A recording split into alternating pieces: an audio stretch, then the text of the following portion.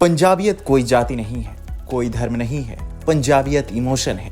पंजाबी या यूं कहें कि सिख समुदाय के लोग जहां भी बसते हैं उस जगह को अपनापन से भर देते हैं। एक तरह से कहें तो उस जगह को और वहां रहने वाले बाशिंदों को अपना बना लेते हैं। देश के कई हिस्सों में सिख बसे हुए हैं। तमिलनाडु से लेकर असम, गुजरात और बिहार जैसे कई राज्यों में इनकी अच्छी खासी आबादी है।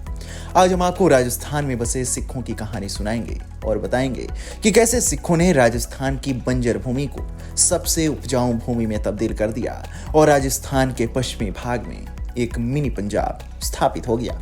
आगे बढ़ेंगे उससे पहले यदि आपने अभी तक हमारे चैनल को सब्सक्राइब नहीं किया है तो इसे सब्सक्राइब करें और वीडियो को लाइक करें। राजस्थान का मिनी पंजाब कहा जाने वाला गंगानगर और हनुमानगढ़ जिले पंजाबी संस्कृति और भाषा से गहराई से जुड़े हुए हैं। इन जिलों में करीब 90% लोग पंजाबी भाषी हैं और यहाँ की भाषा, रहन सहन और संस्कृति पर पंजाब का गहरा प्रभाव दिखता है। यही कारण है कि गंगानगर और हनुमानगढ़ को राजस्थान का मिनी पंजाब कहा जाता है।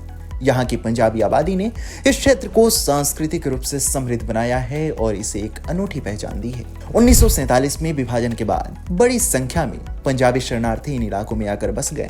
तब से यहाँ की आबादी में पंजाबी और सिख समुदाय का दबदबा बढ़ता गया और धीरे धीरे यह इलाका पंजाबी बहुल हो गया। गंगानगर और हनुमानगढ़ में इन चीजों पर पंजाबियों का प्रभाव काफी ज्यादा देखने को मिलता है। पहले नंबर पर है भाषा। इन जिलों में लोग मुख्य रूप से पंजाबी भाषा बोलते हैं। यहाँ हिंदी भी बोली जाती है, लेकिन पंजाबी संस्कृति और परंपराओं का प्रभाव बहुत अधिक है। दूसरा है कृषि और जीवन शैली। पंजाब की तरह गंगानगर और हनुमानगढ़ भी कृषि प्रधान क्षेत्र हैं। यहाँ के लोग मुख्य रूप से खेती से जुड़े हैं और उनकी जीवन शैली पंजाब के ग्रामीण इलाकों जैसे ही है। तीसरा है पारंपरिक परिधान और त्योहार। यहाँ के लोग पंजाबी परिधान जैसे सलवार कमीज और पगड़ी पहनना पसंद करते हैं। साथ ही बैसाखी, लोहड़ी और गुरु पर्व जैसे पंजाब के प्रमुख त्योहार भी यहाँ धूमधाम से मनाए जाते हैं। चौथा है पंजाबी खाना। इन जिलों में पंजाबी खाने का बहुत अधिक प्रभाव है। मक्खन, लस्सी, सरसों का साग और मक्के की रोटी जैसे व्यंजन यहाँ के लोगों की खासियत है। अगर हम गंगानगर के इतिहास को देखें तो यह कृषि प्रधान क्षेत्र है। इसका इतिहास महत्वपूर्ण घटनाओं और विकास से जुड़ा हुआ है। गंगानगर का नाम बीकानेर राज्य के महाराजा गंगा सिंह के नाम पर रखा गया है और इसका विकास मुख्य रूप से उनकी दूरदर्शिता और जल प्रबंधन योजनाओं का परिणाम है। गंगानगर का क्षेत्र राजस्थान के पश्चिमी भाग में स्थित है, जो कभी थार रेगिस्तान का हिस्सा था। यह क्षेत्र बहुत शुष्क और बंजर था और यहाँ कृषि या बसावट का विस्तार करना बहुत मुश्किल था, लेकिन इस क्षेत्र का सामरिक और भौगोलिक महत्व सदियों तक बना रहा। महाराजा गंगा सिंह बीकानेर राज्य के प्रमुख शासकों में से एक थे, जिन्हें आज भी उनके आधुनिक सोच और दूरदर्शिता के लिए याद किया जाता है। 1920 के दशक में उन्होंने क्षेत्र के विकास के लिए जल प्रबंधन पर जोर दिया।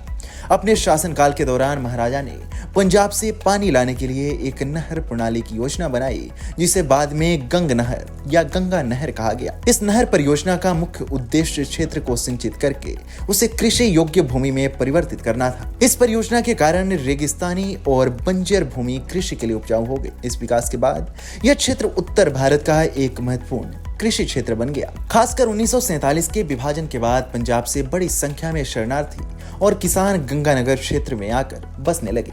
पंजाब से आए इन लोगों ने यहाँ कृषि का विस्तार किया और इस क्षेत्र में गन्ना, गेहूं, कपास और सरसों जैसी फसलों की सफलतापूर्वक खेती शुरू कर दी।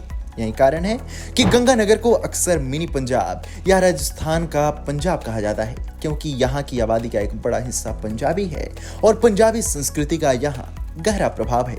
आपको बता दें कि मौजूदा समय में इंदिरा गांधी नहर और गंग नहर की मदद से यह क्षेत्र राजस्थान के सबसे उपजाऊ क्षेत्रों में से एक बन गया है। यहाँ की अर्थव्यवस्था मुख्य रूप से कृषि पर निर्भर है। आपको राजस्थान के मिनी पंजाब की हमारी ये वीडियो कैसी लगी, हमें कमेंट सेक्शन में जरूर बताएं।